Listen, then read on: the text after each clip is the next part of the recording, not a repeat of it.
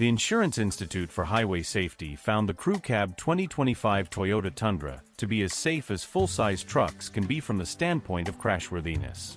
Awarded the much-coveted Top Safety Pick Plus accolade, this safety organization grades a vehicle's crashworthiness on a scale of good, acceptable, marginal, or poor. The 2025 Tundra, equipped with a double cab, was put through multiple tests and earned excellent scores from the IIHS. Small overlap front, driver's side good. Moderate overlap front, good. Side, good. Roof strength, good.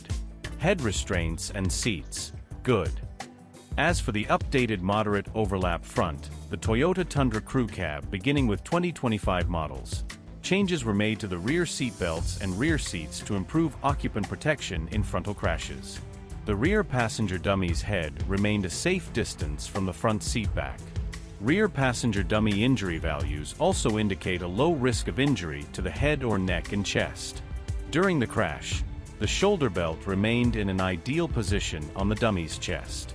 The rear passenger dummy's lap belt remained in the ideal position on the pelvis.